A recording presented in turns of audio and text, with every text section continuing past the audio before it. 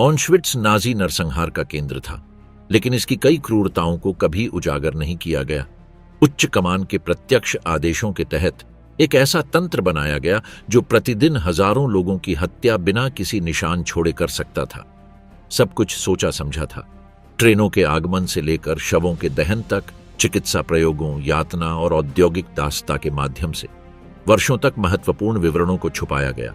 प्रमाण नष्ट कर दिए गए, गवाहों को चुप करा दिया गया, दस्तावेजों को वर्गीकृत कर दिया गया। जो कुछ भी ब्लॉक 10 के तहखानों में, चैन रैंपों पर या मोनोविट्स की फैक्ट्रियों में हुआ, उसे आधिकारिक रिपोर्टों में शामिल नहीं किया गया। नाजियों ने भागने से पहले ऑशविट्ज में कौन से रहस्य दफनाए? नाजियों ने ऑशविट्ज की दीवारों के पीछे कौन से चिकित्सा प्रयोग छुपाए? ऑशविट्ज की उत्पत्ति सैन्य बैरक से एक एकाग्रता शिविर तक। आधुनिक इतिहास में कुछ ही स्थान ऑशविट्ज के समान भय और घृणा का स्तर उत्पन्न करते हैं। 27 अप्रैल 1940 को हाइनरिक हिमलर ने एक ऐसा आदेश हस्ताक्षरित किया जो 20वीं सदी की सबसे बड़ी मानवीय त्रासदियों में से एक की शुरुआत का संकेत देगा। एक नए एकाग्रता शिविर का निर्माण, जो एक शांत पोलिश शहर ऑश्विचिम में स्थित था, जिसे बाद में दुनिया उसके जर्मनीकृत नाम ऑशविट्ज से जानेगी।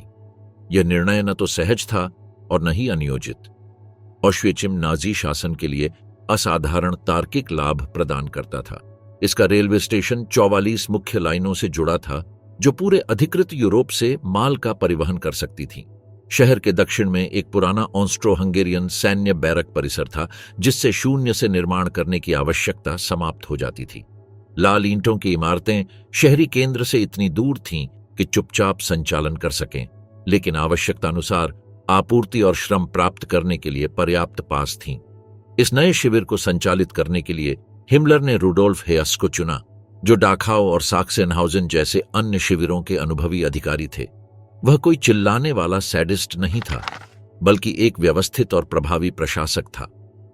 मई 1940 में ऑशविट्ज पहुंचने पर हेयस ने देखा कि वहां केवल कुछ आधी टूटी हुई सैन्य संरचनाएं थीं, जो वनस्पतियों और मिट्टी के रास्तों से घिरी थीं।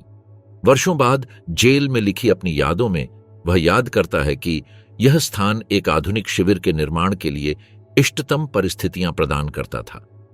14 जून 1940 को पहले 728 कैदी पहुंचे, सभी पोलिश पुरुष, जिनमें अधिकांश बुद्धिजीवी, छात्र, पुजारी और सार्वजनिक अधिकारी थे, जिन्हें पोलिश प्रतिरोध को नष्ट करने के लिए आयोजित अभियान के हिस्से के रूप में गिरफ्तार किया गया था। उनका स्वागत क्रूर था।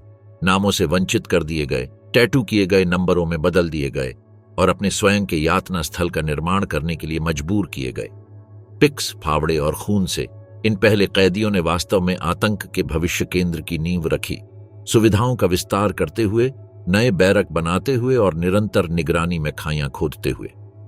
ऑशविट्ज प्रथम मूल अनुभाग का संगठन न केवल कैद करने के लिए, बल्कि अपमानित और तोड़ने के लिए डिजाइन किया गया था। बैरकों में सैकड़ों कैदियों को अमानवीय परिस्थितियों में रखा जाता था।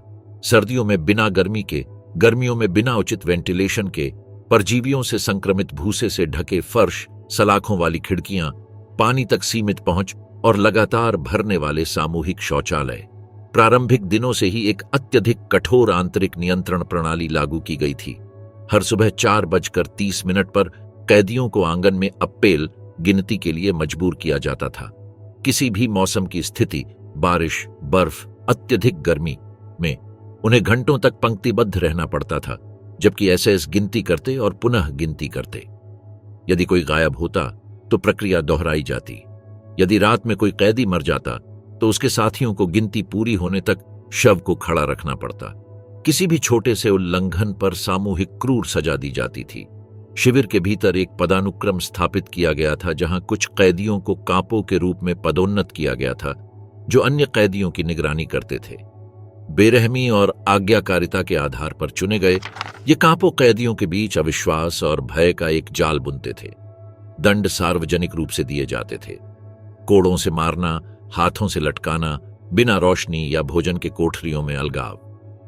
ब्लॉक 11, जिसे जल्द ही मृत्यु का ब्लॉक कहा जाने लगा, इन विशेष दंड कोठरियों का घर था।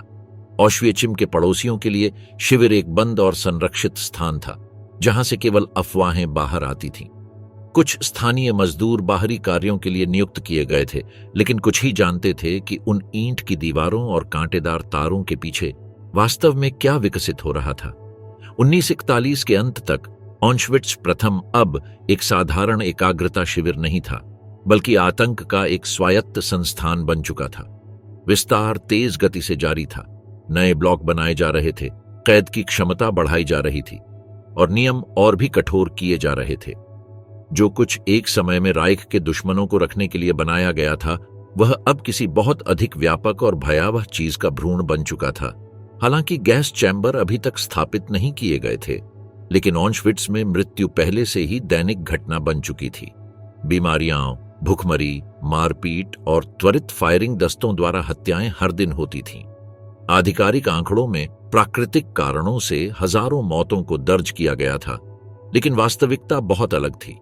पहले के कई पोलिश कैदी बस गायब हो जाते थे, ब्लॉक 11 के आंगन में गोली मार दी जाती थी या बिना वापसी के अस्पताल भेज दिए जाते थे।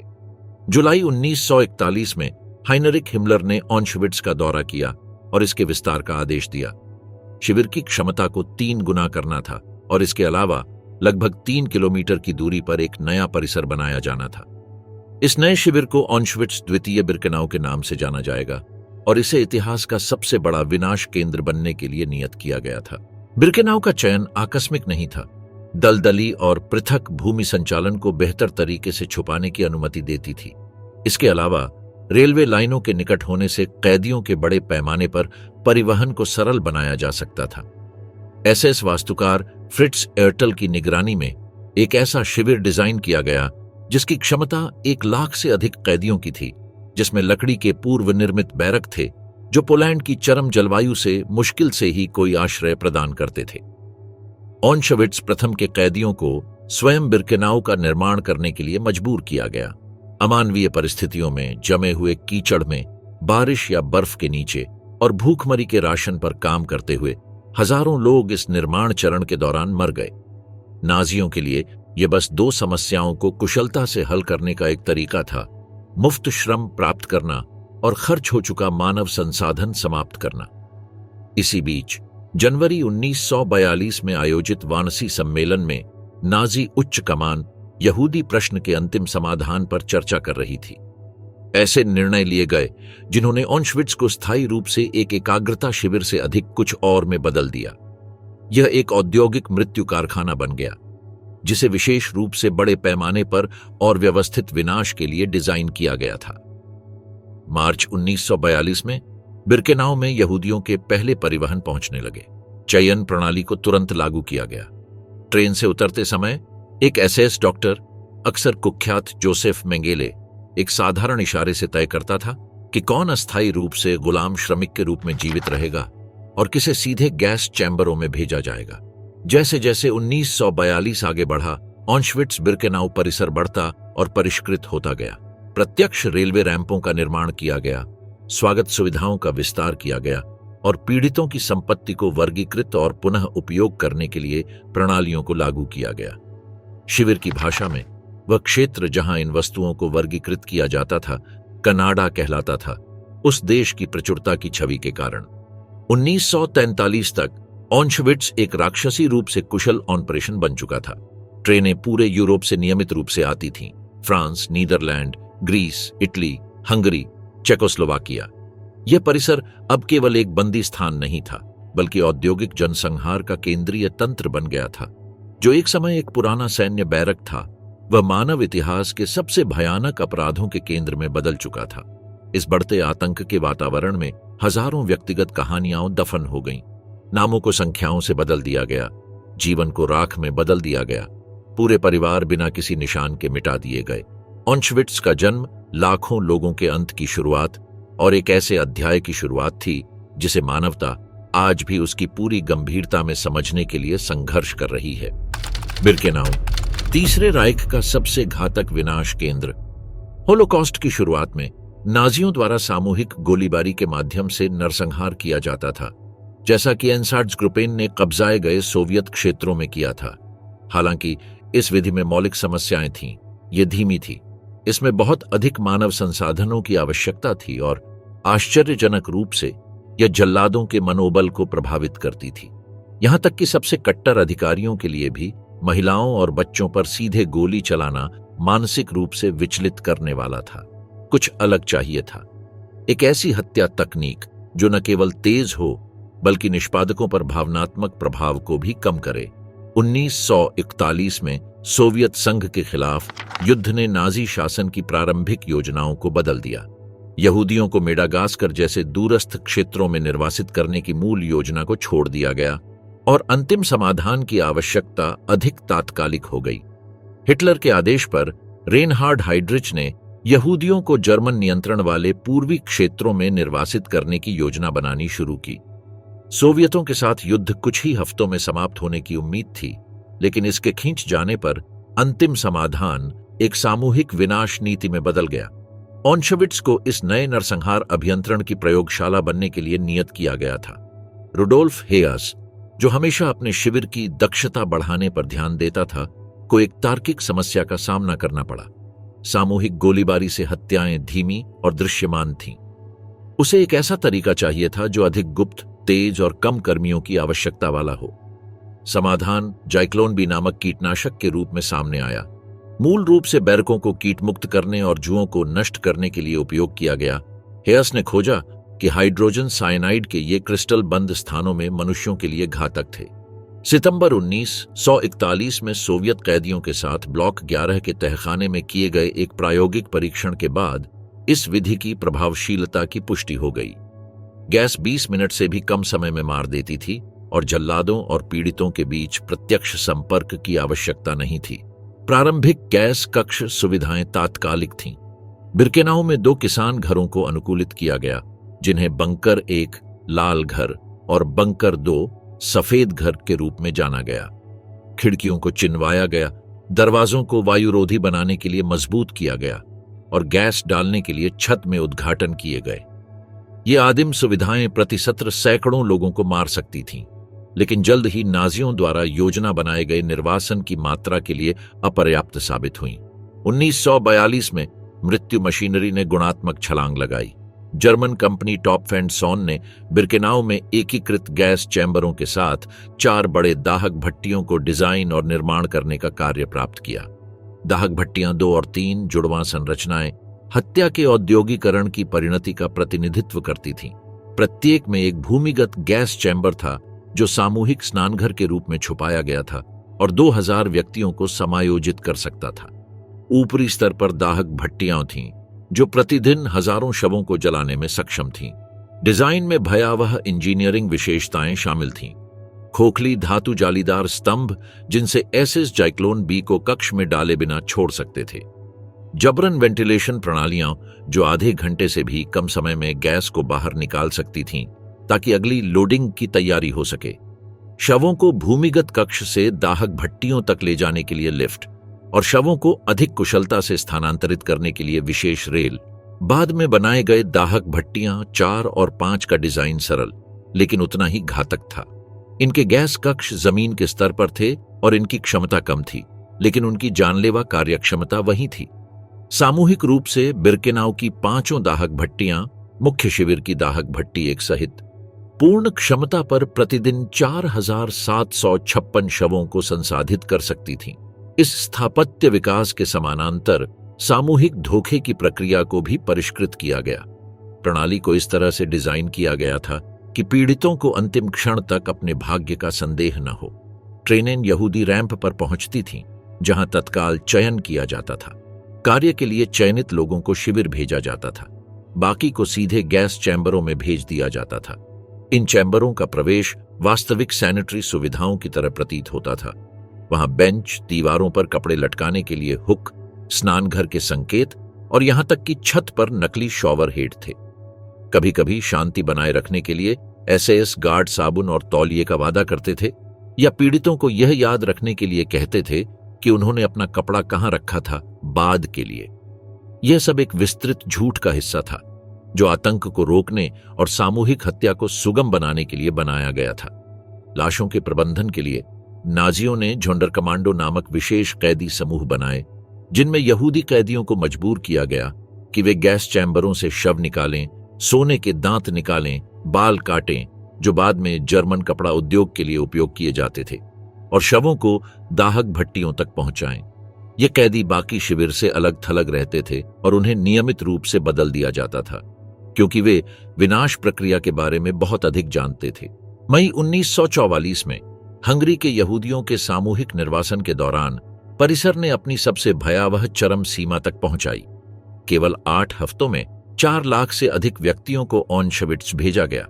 दाहक भट्टियां दिन रात चलती रहीं, फिर भी वे अपर्याप्त साबित हुईं। खुले में विशाल गड्ढे खोदे गए जहां लगातार शव जलाए जाते थे। मित्र देशों द्वारा ली गई हवाई तस्वीरों में बिरकेनाउ के पास के जंगलों से उठती धुएं की मोटी लकीरें देखी जा सकती थीं, जो किलोमीटरों दूर से दिखाई देती थीं। विनाश की तकनीकी योजना में हर विवरण पर विचार किया गया था, रेलवे लॉजिस्टिक्स से लेकर राख के अंतिम निपटान तक। पीड़ितों की मूल्यवान वस्तुओं को कनाडा गोदामों में विधिपूर्वक वर्गीकृत किया जाता था। दंत सोने को पिघलाकर सिल्लियों में ढाला जाता था। उपयोग योग्य कपड़ों को कीटाणुरहित कर जर्मनी भेजा जाता था। बालों को कपड़ा उद्योग के लिए पैक किया जाता था। यहां तक कि मानव राख के लिए भी योजना थी। उन्हें पास के कृषि क्षेत्रों में उर्वरक के रूप में इस्तेमाल किया जाता था या नदियों और दलदल में फेंक दिया जाता था, ताकि सभी सबूतों को मिटाया जा सके। प्रणाली की दक्षता ऐसी थी कि एक ट्रेन के आगमन से लेकर उसके यात्रियों को राख में बदलने तक केवल कुछ ही घंटे लगते थे। 1944 की गर्मियों में उच्चतम गतिविधि वाले दिनों में ऑशविट्ज 24 घंटों में 12,000 लोगों को प्रसंस्कृत कर सकता था। हत्या का औद्योगिकरण अपनी सबसे परिपूर्ण और भयावह अवस्था तक पहुंच चुका था। 1944 के अंत में रेड आर्मी के आगे बढ़ने के साथ नाजियों ने सबूतों को नष्ट करना शुरू कर दिया। उन्होंने डायनामाइट से दाहक भट्टियां 2, 3 और 5 को उड़ा दिया। भट्टी 4 पहले ही अक्टूबर में जोंडर कमांडो विद्रोह के दौरान क्षतिग्रस्त हो चुकी थी। उन्होंने दस्तावेज जलाए, सामूहिक कब्रें खोदकर बाहर निकालीं और हड्डियों को पीसकर अपराध के वास्तविक पैमाने को छुपाने की कोशिश की। फिर भी विनाश पूर्ण नहीं था। दाहक भट्टियों के खंडहर, हजारों व्यक्तिगत वस्तुएं और दस्तावेजी प्रमाण बाद में सोवियतों द्वारा पाए गए। ऑशविट्ज बिरकेनाउ का तकनीकी विकास मानव इतिहास में अभूतपूर्व था। आधुनिक औद्योगिक और वैज्ञानिक सिद्धांतों का सामूहिक हत्या पर लागू होना यह किसी जंगली आवेग का परिणाम नहीं था, बल्कि ठंडी और विस्तृत योजना का परिणाम था। अभियंता, वास्तुकार, रसायनज्ञ और चिकित्सक इस मृत्यु मशीनरी के डिजाइन में शामिल थे, यह दर्शाते हुए कि नैतिकता के बिना प्रौद्योगिकी सबसे भयानक साधन बन सकती है। यह भयावह विकास रातों रात नहीं हुआ, बल्कि वर्षों तक विकसित होता रहा, लगातार परिष्कृत होता रहा। ऑशविट्ज की कहानी यह भी है कि कैसे मानव कौशल जब पूरी तरह से मानवता से अलग हो जाता है तो पृथ्वी पर नर्क का निर्माण कर सकता है। मृत्यु के तंत्र, गैस, गोलियां और ऑशविट्ज में यातना। ऑशविट्ज बिरकेनाउ की विशाल आतंक मशीनरी में मृत्यु केवल एक ही तरीके तक सीमित नहीं थी। परिसर ने विनाश के कई तरीकों का विकास किया, जिनमें से प्रत्येक की अपनी विकृत तर्क व्यवस्था थी। ब्लॉक 10 और 11 के बीच स्थित ब्लैक वॉल भय के पहले प्रतीकों में से एक बन गया। यह साधारण ईंट की दीवार गोलियों को अवशोषित करने के लिए लकड़ी के पैनलों से ढकी हुई थी। हजारों व्यक्तिगत निष्पादन का स्थल बनी। कैदियों को नग्न अवस्था में वहां लाया जाता था, घुटनों के बल बैठने के लिए मजबूर किया जाता था और गर्दन के पिछले हिस्से में गोली मारकर मार डाला जाता था। एसएस अधिकारी गेरहार्ड पालिच, जो अपनी निशानेबाजी के लिए प्रसिद्ध था, डींग मारता था कि वह बिना गोलियां बर्बाद किए एक दिन में 250 लोगों को मार सकता है। ब्लॉक 11, जिसे मृत्यु का ब्लॉक भी कहा जाता था, शिविर की सबसे भयावह सजा कोठरियों का घर था। तहखाने में विभिन्न प्रकार की कोठरियां थीं, जिन्हें विशेष रूप से पीड़ा के लिए डिजाइन किया गया था। स्टेहजेल लेन, खड़े होने की कोठरियां, जहां 4 कैदियों को 1 वर्ग मीटर के स्थान में पूरी रात खड़े रहना पड़ता था। पूर्ण अंधकार वाली कोठरियां और भूख की कोठरियां, जहां कैदियों को भोजन और पानी के बिना तब तक छोड़ दिया जाता था जब तक वे मर न जाएं। ब्लॉक 11 के सबसे प्रसिद्ध मामलों में से एक कैथोलिक पुजारी मैक्सिमिलियन कोल्बे का था, जिन्होंने एक परिवार के पिता के स्थान पर स्वेच्छा से मरने की पेशकश की थी। भूख की कोठरी में 2 सप्ताह रहने के बाद भी जब कोल्बे जीवित थे, तो अंततः उन्हें दिल में सीधे फिनोल का इंजेक्शन देकर मार डाला गया, जो शिविर में निष्पादन का एक और सामान्य तरीका था। घातक इंजेक्शन समस्यात्मक या बीमार कैदियों को समाप्त करने के लिए एक गुप्त और कुशल तरीका बन गया। फिनोल को सीधे दिल या नसों में इंजेक्ट किया जाता था, जिससे लगभग तुरंत मृत्यु हो जाती थी। यह तरीका तब पसंद किया जाता था जब शिविर के अस्पताल में बिस्तरों की आवश्यकता होती थी। एक एसएस नर्स जोसेफ क्लेहर इन इंजेक्शनों में विशेषज्ञ बन गया था और प्रतिदिन 60 लोगों तक की हत्या करता था। लेकिन ऑशविट्ज के आतंक का सबसे भयावह पहलू ब्लॉक 10 में पाया जाता था, जहां जोसेफ मेंगेले और अन्य डॉक्टर जीवित कैदियों पर छद्म वैज्ञानिक प्रयोग करते थे। मृत्यु का देवदूत के रूप में जाने जाने वाले मेंगेले 1943 में ऑशविट्ज पहुंचे और जल्द ही उन्होंने अपना व्यक्तिगत नस्लीय अनुसंधान प्रयोगशाला स्थापित किया। उनका मुख्य जुनून जुड़वा बच्चों के साथ था, जिन्हें वे आनुवंशिकी को समझने और आर्य जाति को सुधारने की कुंजी मानते थे। जब भी परिवहन पहुंचता, मेंगेले व्यक्तिगत रूप से रैंप पर जाकर जुड़वा बच्चों की, विशेष रूप से बच्चों की खोज करते थे। अनुमान है कि उन्होंने कम से कम 1500 जोड़ों पर प्रयोग किए, जिनमें से केवल 200 के लगभग ही जीवित बचे। मेंगेले के प्रयोगों में बच्चों की आंखों में रसायनों का इंजेक्शन कर उनकी रंगत बदलने का प्रयास करना, जुड़वा बच्चों के बीच रक्त संक्रमण, अंग विच्छेदन और बच्चों को पीठ से सिलकर सियामी जुड़वा बनाने के प्रयास शामिल थे। यदि प्रयोग के दौरान एक जुड़वा मर जाता तो दूसरे को तुरंत मार दिया जाता ताकि तुलनात्मक शव परीक्षा की जा सके। उनकी रुचि का एक और क्षेत्र शारीरिक विकृति वाले लोग थे। ओविट्स परिवार बौनेपन से पीड़ित रोमानियाई यहूदियों का एक समूह, जो संगीतकार के रूप में काम करता था, विशेष आकर्षण का विषय था। मेंगेले ने उनकी अस्थि मज्जा, दांत और रक्त निकाला और उन्हें विकिरण के अधीन किया। चमत्कारिक रूप से 7 ओविट्स भाई बहन युद्ध के बाद जीवित बचे और उन्होंने झेली गई क्रूरताओं की गवाही दी। कार्ल क्लाउबर्ग ने उसी ब्लॉक में बड़े पैमाने पर नसबंदी प्रयोग किए। वह यहूदी महिलाओं के गर्भाशयों में ज्वलनशील रसायन इंजेक्ट करता था, जिससे गंभीर सूजन और अक्सर मृत्यु हो जाती थी। उनका लक्ष्य एक ऐसा किफायती तरीका विकसित करना था जिससे अवांछनीय आबादी को बिना सर्जरी के बांझ बनाया जा सके। हिमलर को लिखे एक पत्र में क्लाउबर्ग ने दावा किया कि उनका तरीका हर दिन कई सैकड़ों, यहां तक कि 1000 महिलाओं को बांझ बना सकता था। इस दौरान डॉ हॉर्स्ट शुमान घातक खुराकों में एक्सरे का उपयोग कर कैदियों, विशेष रूप से जिप्सियों के जननांगों पर विकिरण प्रभावों का अध्ययन करते थे। पीड़ितों को गंभीर जलन, ट्यूमर होते थे और कई विकिरण के प्रभाव से मर जाते थे। जो जीवित रहते थे उनका शल्य चिकित्सा द्वारा बंध्याकरण किया जाता था ताकि ऊतक क्षति का अध्ययन किया जा सके। जो कैदी गैस चैम्बरों में या प्रयोगों के दौरान नहीं मारे जाते थे, उनके लिए मृत्यु कार्य के माध्यम से आती थी। ऑशविट्ज में श्रम प्रणाली को धीरे धीरे कैदी को नष्ट करने के लिए डिजाइन किया गया था। ऑशविट्ज प्रथम की खदानों में कैदियों को 50 किलो से अधिक वजन के पत्थरों को 186 सीढ़ियों वाली सीढ़ी पर चढ़ाने के लिए मजबूर किया जाता था। उन कार्य कमांडो में जीवन प्रत्याशा केवल कुछ हफ्तों की थी। बिरकेनाउ में जल निकासी कमांडो आसपास के दलदलों में काम करता था, जहां सर्दियों में भी पानी घुटनों तक रहता था। टाइफस, डायरिया और निमोनिया उन लोगों को मार डालते थे जिन्हें पहले थकावट नहीं निगल चुकी होती। जब कैदी बीमार हो जाते थे या बहुत कमजोर पड़ जाते थे तो नियमित निरीक्षणों में उन्हें गैस चैम्बरों के लिए चयनित कर लिया जाता था। मनोवैज्ञानिक यातना शारीरिक पीड़ा को और बढ़ाती थी। यादृच्छिक चयन कैदियों को लगातार आतंक की स्थिति में रखते थे। वे कभी नहीं जानते थे कि कब उन्हें केवल कमजोर या बीमार दिखने के कारण गैस चैम्बरों में भेजा जाएगा। पारिवारिक विछोह, प्रियजनों को मरते देखना, दैनिक अत्याचारों के साक्षी बनना और मानव गरिमा का पूर्ण क्षय होना शरीर के हार मानने से पहले जीने की इच्छा को नष्ट कर देता था। ऑशविट्ज भी सामूहिक निष्पादन के तरीकों के परीक्षण केंद्र के रूप में कार्य करता था। जाइक्लोन बी को अपनाने से पहले नाजियों ने कार्बन मोनोऑक्साइड, जैसे बेल्जेक में उपयोग किया गया था, विस्फोटकों और यहां तक कि रोटी में इंजेक्ट किए गए जहर के साथ प्रयोग किया। प्रत्येक विधि का प्रभावशीलता, लागत और जल्लादों पर मनोवैज्ञानिक प्रभाव के लिए मूल्यांकन किया जाता था। भूखमरी एक और धीमा लेकिन प्रभावी विनाश का तरीका था। दैनिक आहार, जो मुश्किल से 700 से 1000 कैलोरी प्रदान करता था, सुबह एक काले तरल को कॉफी कहा जाता था, दोपहर में पतली शलजम की सूप और रात में 300 ग्राम काले ब्रेड का टुकड़ा। कैदी अपना शरीर भार का 50% तक खो देते थे, इससे पहले कि वे भूख या संबंधित बीमारियों से मर जाते। बच्चों के लिए भयावहता समझ से परे थी।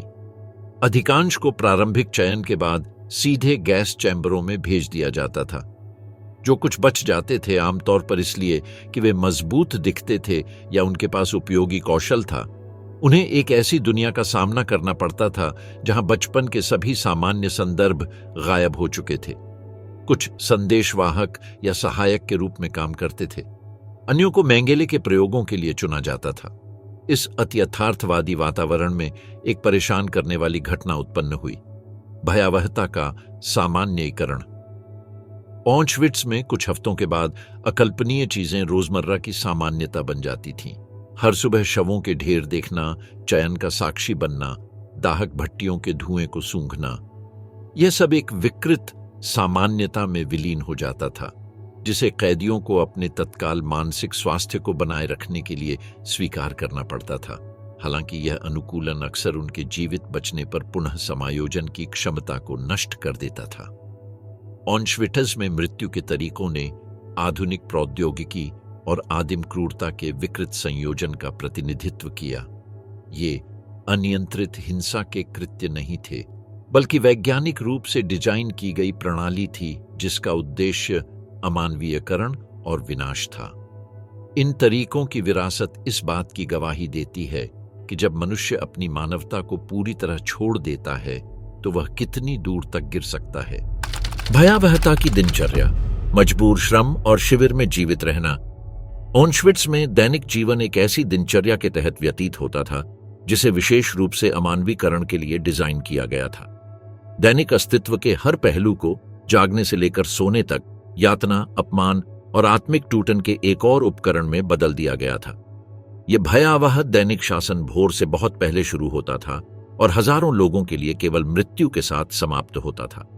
दिन का आरंभ सुबह 4:30 पर एक तेज धातु गोंग की आवाज के साथ क्रूरता से होता था। कैदियों के पास अपनी खाट से कूदने, अपनी धारीदार वर्दी पहनने और पहले अप्पेल गिनती के लिए पूरी तरह से सीधी पंक्तियों में खड़े होने के लिए 1 मिनट से भी कम समय होता था। यह सुबह की गिनती घंटों तक चल सकती थी, विशेष रूप से सर्दियों में जब पोलैंड का तापमान 20 डिग्री सेल्सियस नीचे तक गिर जाता था।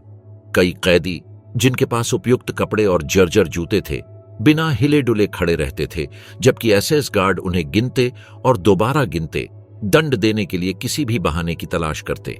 कैदियों की पहचान प्रणाली नाजी, नस्लीय और राजनीतिक वर्गीकरण के प्रति जुनून को दर्शाती थी।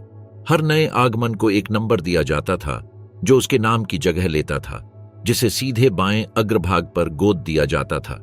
ऑशविट्ज एकमात्र ऐसा शिविर था जिसने यह गोदने की प्रणाली लागू की थी। इसके अलावा प्रत्येक को एक रंगीन त्रिकोण सौंपा जाता था जो उसकी श्रेणी को पहचानता था। राजनीतिक कैदियों के लिए लाल, अपराधियों के लिए हरा, असामाजिक व्यक्तियों जैसे कि जिप्सियों के लिए काला, समलैंगिकों के लिए गुलाबी, यहोवा के साक्षियों के लिए बैंगनी और यहूदियों के लिए डेविड के सितारे के आकार में पीला। यह दृश्य वर्गीकरण गार्डों को हर कैदी को तुरंत पहचानने और उसके अनुसार भेदभाव करने की अनुमति देता था। सुबह की गिनती के बाद कैदियों को उनका नाश्ता दिया जाता था, जो केवल आधा लीटर एक काले और कड़वे तरल का होता था, जिसे कृपालापूर्वक कॉफी कहा जाता था। इसमें कोई वास्तविक पोषण मूल्य नहीं था और यह मुश्किल से शरीर को थोड़ी देर के लिए गर्म करने के लिए पर्याप्त था। इसके बाद उन्हें कठोर श्रम के लंबे घंटों का सामना करना पड़ता था। इस अत्यंत कमजोर पोषण के साथ 11 से 12 घंटे की एक कार्य दिवस शुरू होती थी। कोमांडोज कार्य इकाइयां कठोरता में भिन्न होती थीं, लेकिन सभी में वही विनाशकारी तर्क था। ऑशविट्ज प्रथम की खदानों में कैदियों को विशाल पत्थर निकालने और एक 186 सीढ़ियों वाली सीढ़ी पर ले जाने के लिए मजबूर किया जाता था। बिर्केनाउ के आसपास के दलदलों में जल निकासी कोमांडो सर्दियों के बीच में भी घुटनों तक जमे हुए पानी में काम करता था। हथियार निर्माण फैक्ट्रियों में अस्वस्थ परिस्थितियों में अंतहीन शिफ्टें बार बार बेहोशी का कारण बनती थीं। कार्य दिवस के दौरान हिंसा सर्वव्यापी थी।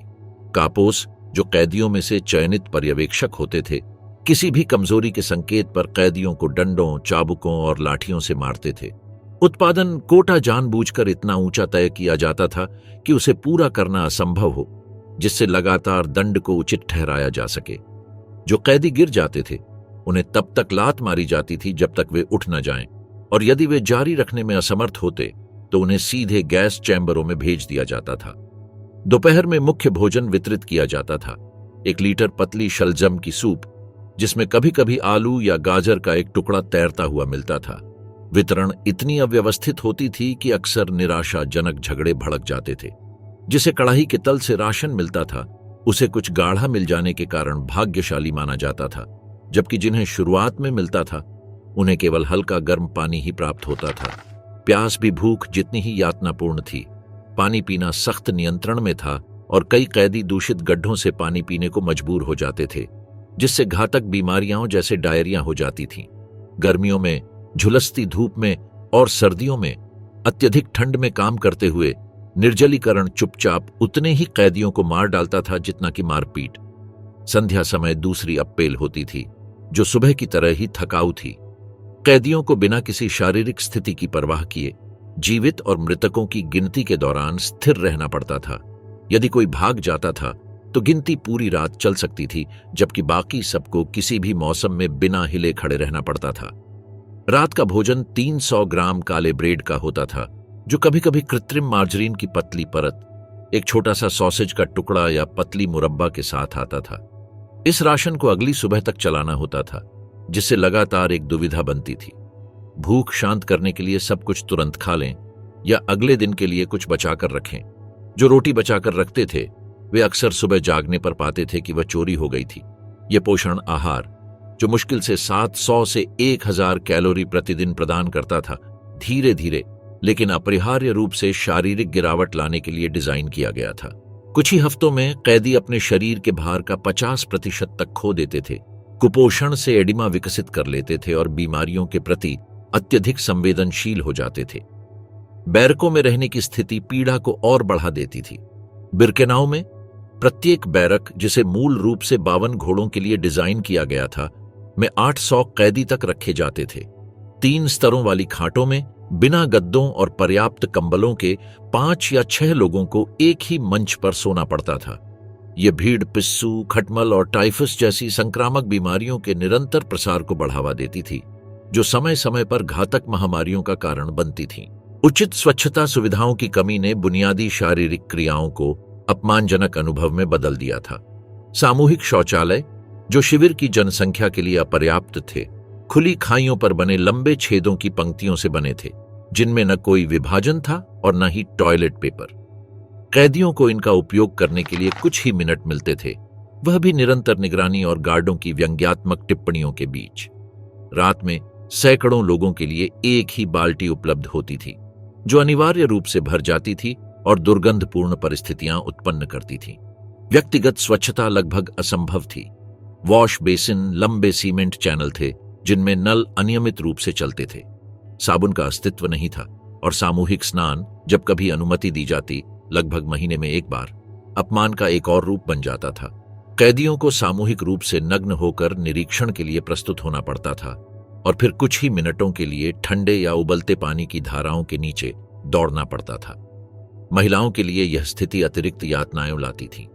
कुपोषण के कारण मासिक धर्म चक्र का तत्काल बंद हो जाना विशिष्ट स्वास्थ्य समस्याएं पैदा करता था। गर्भवती होकर पहुंचने वाली महिलाओं को निश्चित मृत्यु का सामना करना पड़ता था, पहले अपनी स्थिति को बेतहाशा छिपाने की कोशिश करके और फिर अनिवार्य रूप से गैस चैम्बरों में भेजे जाने या जबरन गर्भपात और प्रयोगों का सामना करके। शिविर के भीतर सामाजिक संरचना जानबूझकर संघर्ष को बढ़ावा देने वाली विभाजन रेखाओं को पुनः प्रस्तुत करती थी। कैदियों के बीच पिरामिड के शीर्ष पर हरे त्रिकोण अपराधी वाले जर्मन कांपो थे। उसके बाद गैर यहूदी राजनीतिक कैदी आते थे। यहूदी हमेशा सबसे निचले पायदान पर होते थे। उन्हें सबसे खराब कार्य, सबसे कम राशन और सबसे कठोर दंड मिलते थे। यह पदानुक्रम ऐसा तंत्र बनाता था जहां व्यक्तिगत जीवित रहने के लिए अक्सर दूसरों के कष्ट में मिली भगत करना आवश्यक हो जाता था। कुछ कैदी मुसलमान म्यूजलमैनर बन जाते थे, यह शिविर शब्द था उन लोगों के लिए जिन्होंने जीने की सारी इच्छा खो दी थी और मृतकों की तरह भटकते थे, खाली नजरों से देखते हुए, बचाव करने में असमर्थ। उन्हें नियमित निरीक्षणों के दौरान सबसे पहले गैस चैम्बरों के लिए चुना जाता था। दैनिक शासन का मनोवैज्ञानिक प्रभाव शारीरिक प्रभाव जितना ही विनाशकारी था। पहचान की हानि नाम के स्थान पर संख्या से शुरू होती थी, अमानवीय वर्दी के साथ जारी रहती थी और निरंतर अपमान के साथ पूरी होती थी। विरोधाभासी आदेश, मनमाने दंड और सार्वजनिक निष्पादन देखने की मजबूरी किसी भी पूर्वानुमान या अपने भाग्य पर नियंत्रण की भावना को नष्ट कर देती थी। कैदी उस स्थिति का अनुभव करते थे जिसे बाद के मनोवैज्ञानिक सीखी हुई असहायता, लर्नड हेल्पलेसनेस कहेंगे। यह विश्वास कि वे कुछ भी करें, उनकी स्थिति नहीं बदलेगी। यह निराशा मानसिक आत्मसमर्पण की ओर ले जाती थी, जो शारीरिक मृत्यु से पहले आता था। आत्महत्या खुद को विद्युतीकृत बाड़ से टकराकर तार को छूना कहा जाता था, असामान्य नहीं थी। फिर भी इस दैनिक नर्क में भी मानवीय प्रतिरोध के असाधारण कृत्य उत्पन्न हुए। गुप्त नेटवर्क कमजोर कैदियों के साथ भोजन साझा करते थे। कैदी डॉक्टर न्यूनतम संसाधनों के साथ बीमारियों का इलाज करने का प्रयास करते थे। पादरी और रब्बी गुप्त समारोह आयोजित करते थे। कलाकार स्मृति से चित्र बनाते थे, संगीतकार धुनें बजाते थे, कवि छंदों का पाठ करते थे। गरिमा बनाए रखना एक विद्रोह का कार्य बन गया था। इतालवी रसायनज और ऑन्शविट्स के जीवित बचे प्रिमो लेवी ने अपनी यादों में वर्णन किया कि कैसे यहां तक कि न्यूनतम इशारे, थकान के बावजूद रोजाना हाथ धोना, मानसिक रूप से सक्रिय रहना, वर्दी में एक बटन को संरक्षित करना, अमानवीकरण करने वाली मशीनरी के खिलाफ प्रतिरोध के रूप में कार्य करते थे। इस अतियथार्थवादी संदर्भ में एक परेशान करने वाली घटना उत्पन्न हुई, भयावहता का सामान्यकरण। ऑन्शविट्स में कुछ हफ्तों के बाद अकल्पनीय चीजें रोजमर्रा की दिनचर्या का हिस्सा बन जाती थीं। हर सुबह शवों के ढेर देखना, चयन का साक्षी बनना, दाहक भट्टियों के धुएं को सूंघना, यह सब एक विकृत सामान्यता में समाहित हो जाता था जिसे कैदियों को अपने तत्काल मानसिक स्वास्थ्य को बनाए रखने के लिए स्वीकार करना पड़ता था। हालांकि यह अनुकूलन अक्सर जीवित रहने पर उनके पुण्य समायोजन की क्षमता को नष्ट कर देता था। इस नर्क प्रणाली का संचालन करने वाले एसएस गार्डों ने अपनी स्वयं की दिनचर्या विकसित की थी। वे शिविर से थोड़ी दूरी पर आरामदायक पारिवारिक घरों में रहते थे, जहां चयनित कैदी घरेलू सेवा प्रदान करते थे। उनके बच्चे सामान्य स्कूलों में पढ़ते थे। शाम को वे शिविर ऑन ऑर्केस्ट्रा द्वारा बजाई गई खुशमिजाज मार्च धुनों का आनंद लेते थे, जबकि उनके साथी कैदी काम या मृत्यु की ओर मार्च करते थे। यह विकृत द्वैत, अपराधियों के दैनिक जीवन की साधारणता बनाम पीड़ितों का चरम कष्ट, ऑन्शविट्स के संचालन की विशेषता थी। शिविर के कमांडर रुडोल्फ हेयस अपने पत्नी और बच्चों के साथ एक बगीचे वाले घर में रहते थे, जो दाहक भट्टियों से कुछ ही मीटर की दूरी पर था। बाद में अपनी यादों में वह वर्णन करेगा कि कैसे वह अपने काम और पारिवारिक जीवन को अलग रखता था, जैसे कि लोगों का विनाश किसी भी पारंपरिक व्यवसाय की तरह हो।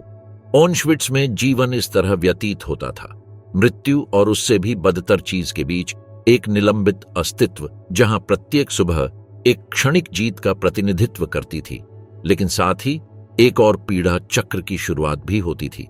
विशाल बहुमत के लिए यह भयावह दिनचर्या गैस चैम्बरों में या थकावट से समाप्त होती थी।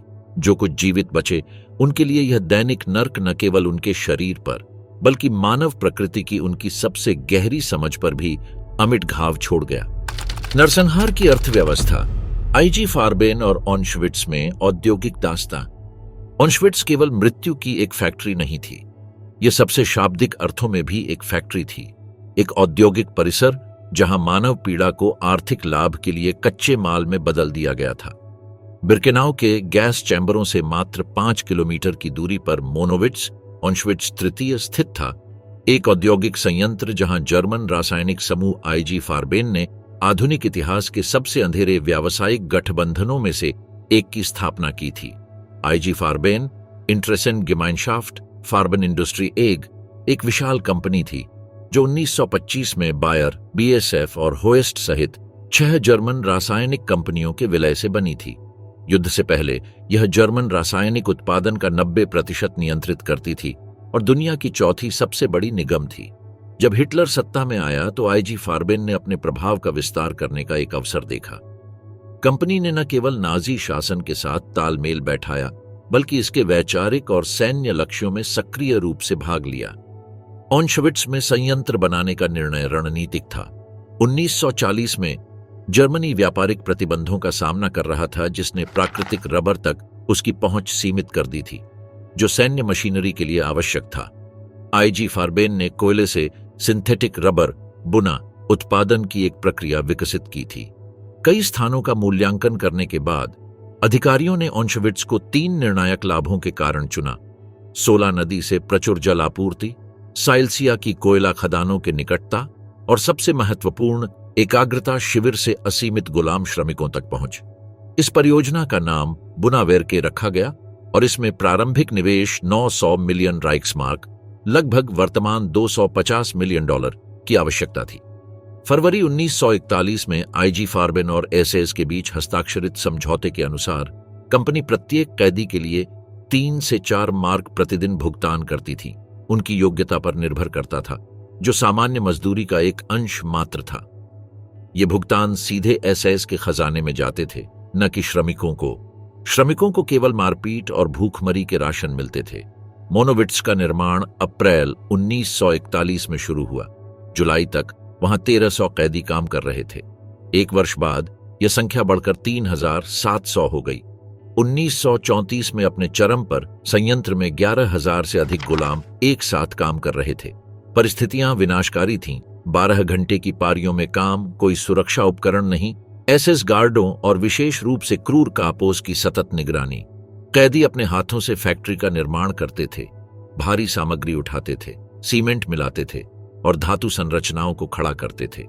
काम किसी भी मौसम में किया जाता था, चाहे वह गर्मियों की झुलसती गर्मी हो या सर्दियों की जमाने वाली ठंड। जो थकावट से गिर जाते थे उन्हें उठने तक पीटा जाता था, और यदि वे जारी रखने में असमर्थ होते तो उन्हें बिरकेनाउ भेज दिया जाता था ताकि उन्हें गैस चैम्बरों में मारा जा सके। मृत्यु दर इतनी अधिक थी कि आईजी फार्बेन ने परिवहन समय बचाने के लिए अपना स्वयं का उपशिविर बनाने का निर्णय लिया। इस प्रकार अक्टूबर 1942 में औपचारिक रूप से ऑशविट्ज तृतीय मोनोविट्ज की स्थापना हुई। इस शिविर में बैरक, कांटेदार तारों की बाढ़ और निगरानी टावर थे, लेकिन अपने स्वयं के गैस चैम्बर नहीं थे। चयनित कैदियों को समाप्ति के लिए बिरकेनाउ भेजा जाता था। यह एक सुनियोजित प्रणाली थी जहां मानव शरीर को उपभोग्य संसाधनों में बदल दिया गया था। आईजी फार्बेन के लिए यह मॉडल एक भयावह दक्षता का प्रतिनिधित्व करता था। जब कोई श्रमिक मर जाता था तो वे बस एसएस से एक प्रतिस्थापन मांगते थे। कोई मुआवजा, स्वास्थ्य बीमा, पेंशन या छुट्टी नहीं देनी पड़ती थी। बीमारों को इलाज नहीं मिलता था, उन्हें समाप्त कर दिया जाता था। एक विशुद्ध व्यावसायिक दृष्टिकोण से यह श्रम शोषण को अपने सबसे विकृत चरम पर ले जाने का उदाहरण था। श्रमिकों का ऐसा उपयोग जो उन्हें शाब्दिक रूप से मृत्यु तक पहुंचा देता था, बिना किसी आर्थिक दंड के। आईजी फार्बेन के अधिकारी अपने कर्मचारियों की परिस्थितियों से भली भांति परिचित थे। ऑट्टो एम्ब्रोस, फ्रिट्ज टेरमीर और हाइनरिक ब्यूटीफिश जैसे कार्यकारी नियमित रूप से संयंत्र का दौरा करते थे। वे क्षीण शरीरों, धारीदार वर्दियों और पिटाई को अपनी आंखों से देखते थे। कंपनी के प्रशासनिक कार्यालयों से कार्यक्षेत्र का सीधा दृश्य था।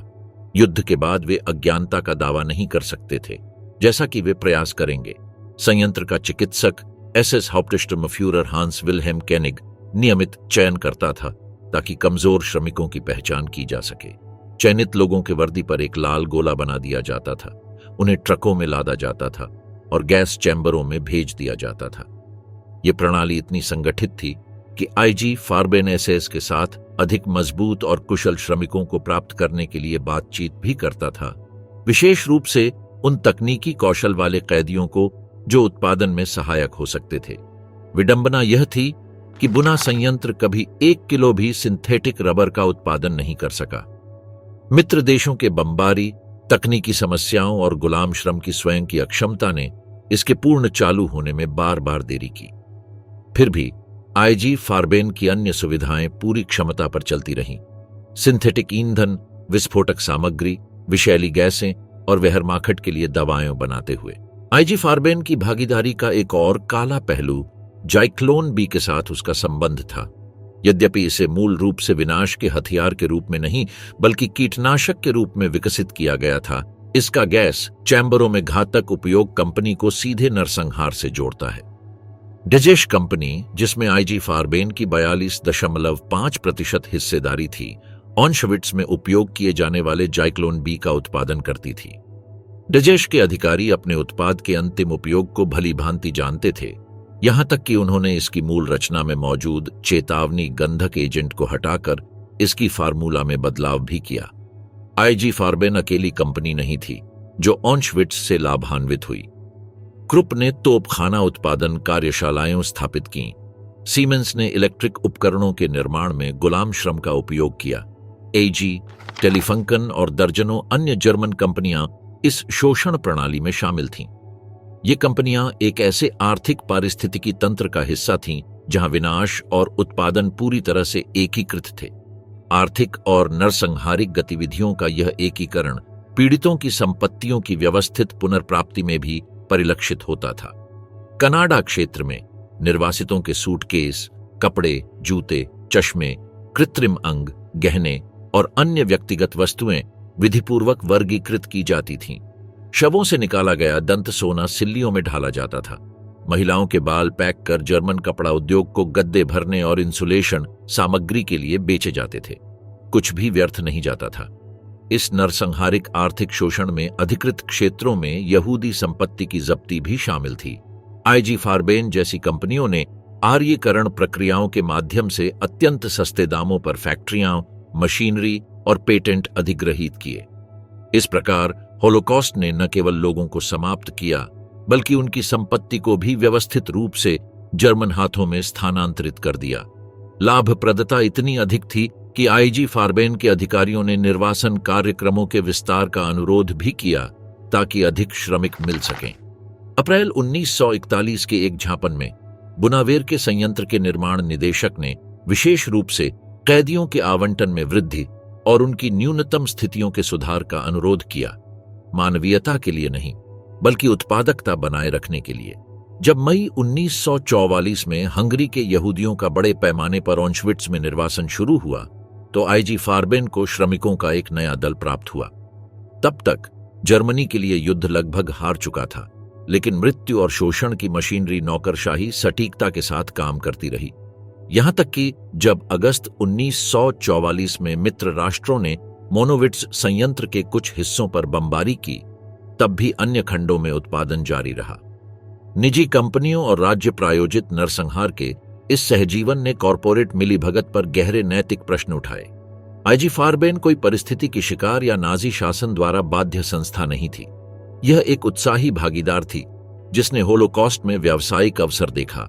इसके अधिकारी, जो प्रतिष्ठित विश्वविद्यालयों से प्रशिक्षित थे, डॉक्टर डिग्रियों वाले और सम्मानित परिवारों से थे, ने लाभ और पेशेवर उन्नति के लिए जानबूझकर क्रूर निर्णय लिए। युद्ध के बाद 1947 में आईजी फारबेन के 24 अधिकारियों पर नूर्नबर्ग में कॉरपोरेट अपराधों के एक विशिष्ट मुकदमे में अभियोग लगाया गया। सबूत भारी थे। एसएस के साथ हस्ताक्षरित अनुबंध, ऑशविट्ज के प्रलेखित दौरे, गुलाम श्रमिकों के उपयोग पर आंतरिक ज्ञापन। फिर भी सजा आश्चर्यजनक रूप से हल्की थी। केवल 13 को दोषी ठहराया गया और उनकी सजा 18 महीनों से 8 वर्षों के बीच रही। अधिकांश को शीत युद्ध के दौरान जल्दी रिहा कर दिया गया। आईजी फारबेन के उत्तराधिकारी कंपनियां, जिन्हें 1945 में मित्र राष्ट्रों द्वारा भंग कर दिया गया था, दशकों तक अपनी जिम्मेदारियों से बचती रहीं। बायर, बीएसएफ और होएस्ट, अब सैनोफी, बहुराष्ट्रीय दिग्गज बन गई बिना वास्तव में अपने अतीत का सामना किए। केवल 1990 के दशक में, जब बचे हुए लोगों और मानवाधिकार संगठनों के दबाव बढ़े, उन्होंने होलोकॉस्ट में अपनी भूमिका को स्वीकार करना और पीड़ितों के लिए मुआवजा कोष स्थापित करना शुरू किया। ऑशविट्ज में आईजी फारबेन का मामला दिखाता है कि होलोकॉस्ट केवल एक वैचारिक या राजनीतिक परियोजना नहीं था, बल्कि एक आर्थिक उद्यम भी था जिसमें सम्मानित कंपनियां सक्रिय रूप से शामिल थीं। जर्मन औद्योगिक दक्षता, जिसकी विश्व स्तर पर प्रशंसा की जाती थी, यहां न केवल उत्पादन बल्कि मानव विनाश पर भी लागू की गई थी। वही मानसिकता जो रासायनिक प्रक्रियाओं का अनुकूलन करती थी, पीड़ा और मृत्यु को भी अनुकूलित करती थी।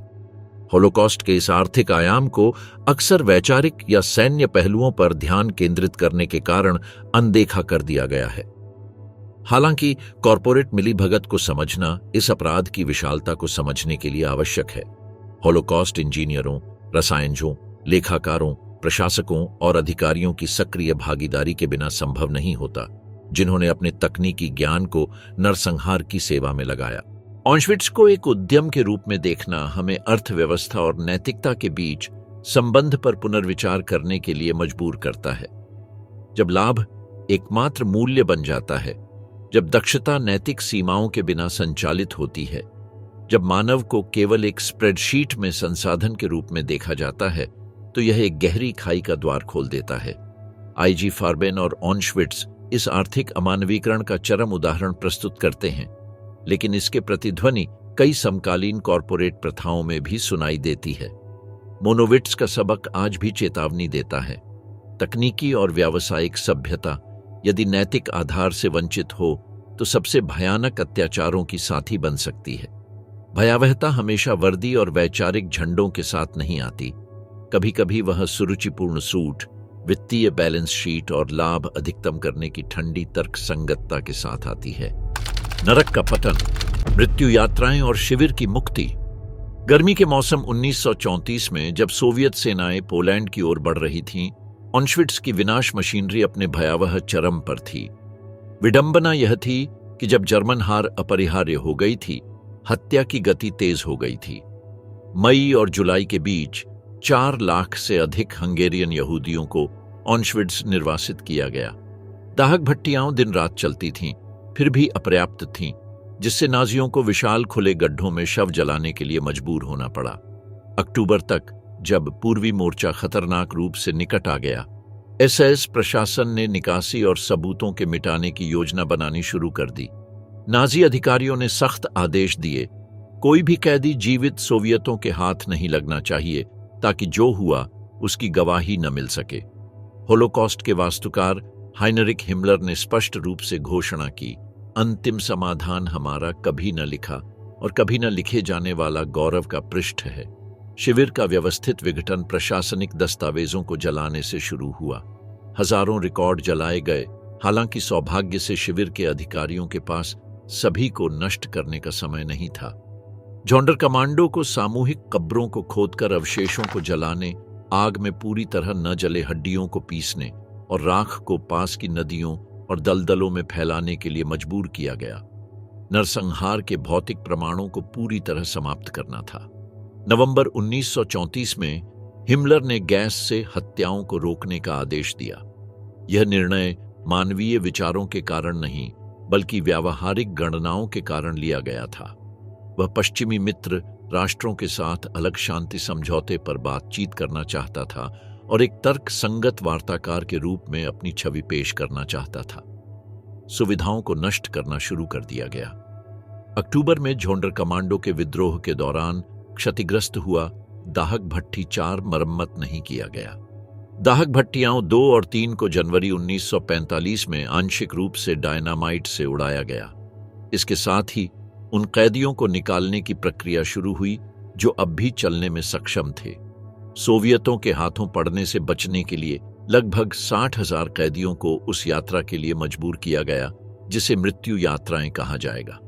पहली बड़ी निकासी 18 जनवरी 1945 को शुरू हुई, केवल कुछ ही दिन पहले जब रेड आर्मी पहुंची। कंकाल जैसे कैदी पतली धारीदार वर्दियों में पोलैंड की ठंडी सर्दियों में पश्चिम की ओर पैदल चलने के लिए मजबूर किए गए। ये यात्राएं ऑशविट्ज के नरक का अंतिम चक्र थीं। तापमान 0 से 20 डिग्री सेल्सियस नीचे था। भोजन, उचित जूते या आश्रय के बिना हजारों लोग हाइपोथर्मिया, थकावट या जब वे गति बनाए नहीं रख पाते थे तब अधीर गार्डों द्वारा गोली मारकर मारे गए। जो भी रुकता या गिरता उसे तुरंत गोली मार दी जाती थी। रास्ते जमे हुए शवों से पट्टे पड़े थे, अक्सर विचित्र मुद्राओं में जो उनकी अंतिम पीड़ा के क्षणों को प्रकट करती थीं। निकासी का कोई वास्तविक सैन्य औचित्य नहीं था। तब तक अधिकांश कैदी इतने कमजोर हो चुके थे कि वे न तो कोई खतरा थे और न ही उपयोगी श्रमिक। उनका मरना ही एकमात्र उद्देश्य था। कुछ एसएस गार्ड यह जानते हुए कि युद्ध समाप्त होने पर उन्हें युद्ध अपराधी माना जाएगा, विशेष रूप से निर्दयी हो गए और इन यात्राओं को क्रूरता के मुफ्त अभ्यास में बदल दिया। जो जीवित बचे उन्हें जर्मन राइख के भीतर अन्य शिविरों में स्थानांतरित कर दिया गया। Gross Rosen, Buchenwald, Dachau, Mauthausen. यात्रा अक्सर खुले वैगनों में होती थी, मौसम के सामने उजागर। जब वे अपने गंतव्य पर पहुंचते तो कई परिवहन साधनों में मृतकों की संख्या जीवित लोगों से अधिक होती थी। अनुमान है कि इन निकासी के दौरान कम से कम 15,000 लोग मारे गए। नाजी एकाग्रता प्रणाली के लिए एक अंतिम रक्त रंजित श्रद्धांजलि। जब अधिकांश कैदियों को निकाल लिया गया तब भी लगभग 7,000 को ऑशविट्ज में पीछे छोड़ दिया गया। वे सबसे बीमार, सबसे मरते हुए, और वे थे जो चलने में असमर्थ थे। मूल योजना के अनुसार उन्हें अंतिम एसएस वापसी से पहले मार दिया जाना था, लेकिन सोवियतों की तेजी से प्रगति ने इस अंतिम अपराध को पूरा करने से रोक दिया। गार्ड जल्दी जल्दी भाग गए। इन मुसलमानों को उनके भाग्य पर छोड़ दिया गया, जैसा कि शिविर की भाषा में उन कैदियों को कहा जाता था जो चलते फिरते कंकाल बन गए थे। 27 जनवरी 1945 को मार्शल कोनेव के नेतृत्व में प्रथम यूक्रेनी मोर्चे की 60वीं सेना की अग्रिम टुकड़ियां अंततः ऑशविट्ज पहुंची। सोवियत सैनिक, जो वर्षों के क्रूर युद्ध के दिग्गज थे, उस दृश्य से स्तब्ध रह गए जो उन्हें मिला, जैसा कि लेफ्टिनेंट एलिसावेटा ग्रिगोरिएवा ने वर्षों बाद याद किया। हमने कई भयावहताएं देखी थीं, लेकिन यह मानव समझ से परे था। सोवियत इकाइयों ने शुरुआती दिनों में 648 शव पाए, जिन्हें वहां छोड़ दिया गया था जहां वे अंतिम दिनों में गिर पड़े थे। बैरकों में 7,000 से अधिक जीवित कैदी पड़े थे, जिनकी हालत गंभीर थी। कई इतने कमजोर थे कि हिल भी नहीं सकते थे। अधिकांश का वजन 40 किलो से भी कम था। वे गंभीर कुपोषण, टाइफस, तपेदिक, डायरिया और निमोनिया से पीड़ित थे। सैनिकों को पहले उन्हें छूने में भी डर लगता था, क्योंकि वे उनकी मृत्यु को तेज करने से डरते थे। सोवियत सैन्य चिकित्सक अनातोली शापिरो ने बचे लोगों के साथ अपनी पहली मुलाकात का वर्णन किया। वे त्वचा से ढके कंकाल थे। उनकी आंखें जीवन से विहीन, बिना देखे घूरती थीं। वे मृतकों की तरह लगते थे, सिवाय इसके कि कुछ अभी भी सांस ले रहे थे। रेड आर्मी की चिकित्सा सेवाओं ने अस्थायी फील्ड अस्पताल स्थापित किए, लेकिन उचित दवाओं की कमी थी और कई बचे हुए लोग आने वाले दिनों और हफ्तों में मर गए, क्योंकि वे पुनर्प्राप्ति के लिए बहुत अधिक कमजोर हो चुके थे। सोवियत सैनिकों ने जब ऑशविट्ज के गोदामों की तलाशी ली तो उन्हें नरसंहार की औद्योगिक पैमाने पर पुष्टि करने वाले सबूत मिले। 8,37,000 महिला परिधान, 3,48,000 पुरुषों के सूट, 38,000 जोड़ी पुरुषों के जूते और 5,255 महिलाओं के जूते। उन्हें 7 टन मानव बाल भी मिले, जो जर्मन कपड़ा मिलों में भेजने के लिए पैक किए गए थे। साथ ही कृत्रिम अंगों, चश्मों, टूथब्रशों और अन्य व्यक्तिगत वस्तुओं के पहाड़ भी मिले। लेकिन असली भयावहता का स्तर विनाश स्थलों में प्रकट हुआ। यद्यपि आंशिक रूप से नष्ट कर दिया गया था, दाहक भट्टियों में अभी भी ऐसी भट्टियां थीं जो प्रतिदिन हजारों शवों को जला सकती थीं। गैस चैम्बरों में नकली शावर हेड और वायुरुद्ध दरवाजे थे, जो प्रणालीगत धोखे का सबूत थे। सोवियतों को जाइक्लोन बी के बिना खोली गई डिब्बियां और डॉ मेंगेले द्वारा जुड़वां बच्चों और अन्य कैदियों पर किए गए प्रयोगों के उपकरण भी मिले। सोवियत अधिकारियों ने मिले हुए सबूतों का सावधानीपूर्वक प्रलेखन करने का आदेश दिया। सेना के फोटोग्राफरों और वीडियोग्राफरों ने सुविधाओं, बचे हुए कैदियों और अत्याचारों के साक्ष्यों का दस्तावेजीकरण किया। ये सामग्रियां बाद में नूर्नबर्ग युद्ध अपराध न्यायाधिकरणों में निर्णायक सबूत बनेंगी। पूर्वी मोर्चे पर व्यापक अनुभव के बावजूद कई सोवियत सैनिकों ने ऑशविट्ज में जो देखा उसे देखकर उल्टी कर दी या रो पड़े, क्योंकि वे इस भयावहता की सच्चाई को समझ नहीं पा रहे थे।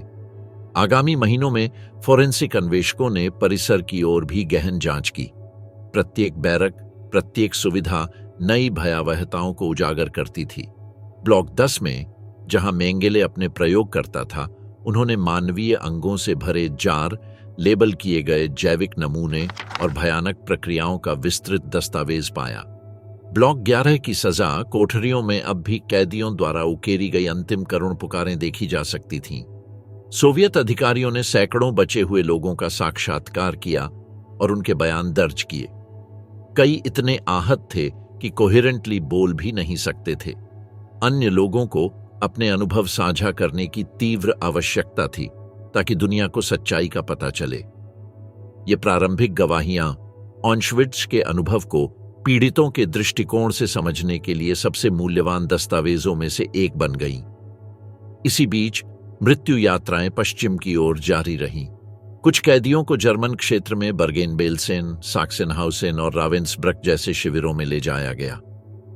इन अंतिम निकासी अभियानों के दौरान भी कई लोग मारे गए, कभी कभी मुक्ति के कुछ दिन या घंटों के भीतर। जब ब्रिटिश और अमेरिकी बलों ने अप्रैल 1945 में इन शिविरों को मुक्त किया तो उन्हें भी भयावह दृश्य मिले। कंकाल जैसे कैदी और बिना दफन किए शवों के ढेर। इन मृत्यु यात्राओं से जीवित बचने वालों में एक एली विज़ल भी थे जो भविष्य में नोबेल शांति पुरस्कार विजेता बने। उन्हें उनके पिता के साथ ऑशविट्ज से बुचेनवाल्ड तक निकाला गया था। उनका पिता मुक्ति से कुछ समय पहले मर गया था। एक दर्दनाक कहानी जिसे वीज़ल ने अपनी गवाही रात्रि में बयान किया। बचाव के इतना निकट फिर भी काफी दूर। ऑशविट्ज और अन्य शिविरों की मुक्ति ने दुनिया के सामने होलोकॉस्ट की भयावहता को उजागर कर दिया। डाखाऊ, बर्गेन-बेल्सेन और अन्य शिविरों में मित्र राष्ट्रों द्वारा फिल्माई गई छवियों ने अंतर्राष्ट्रीय स्तर पर गहरी संवेदना और आक्रोश पैदा किया। हालांकि जो देखा गया वह भयावहता के चरम का केवल एक फीका प्रतिबिंब था। जब तक मुक्तिदाता पहुंचे तब तक नाजी प्रणाली ने अपने अधिकांश पीड़ितों को खत्म कर दिया था और कई सबूतों को नष्ट कर दिया था। मुक्ति के बाद बचे हुए लोगों के लिए पुनर्प्राप्ति की कठिन प्रक्रिया शुरू हुई। कई महीनों तक अस्थायी अस्पतालों में रहे, यात्रा करने के लिए बहुत कमजोर। अन्य जिनके घर नष्ट हो चुके थे और जिनके पूरे परिवार समाप्त हो चुके थे, वर्षों तक विस्थापित शिविरों में रहे। स्वतंत्रता नए संघर्षों के साथ आई। ऑशविट्ज के बाद जीवन कैसे बनाया जाए, आघात से कैसे उभरा जाए, अवर्णनीय को कैसे समझाया जाए। जब बचे हुए लोग शारीरिक और मानसिक रूप से ठीक होने के लिए संघर्ष कर रहे थे, अपराधी न्याय से बचने की कोशिश कर रहे थे। ऑशविट्ज के कमांडर रुडोल्फ हेयस ने मार्च 1946 तक एक नकली पहचान के तहत किसान के रूप में छिपकर जीवन बिताया। ब्रिटिश सैनिकों द्वारा पकड़े जाने के बाद हेयस ने अपने अधीन किए गए अपराधों की भयावहता को ठंडी स्पष्टता से स्वीकार किया। उन्हें नूर्नबर्ग में मुकदमा चलाया गया और बाद में पोलैंड को प्रत्यर्पित किया गया, जहां उन्हें मृत्यु दंड दिया गया। 16 अप्रैल 1947 को हेयस को ऑशविट्ज में फांसी दी गई थी, उसी दाहक भट्ठी एक के पास जहां उनके आदेश पर हजारों लोग मारे गए थे।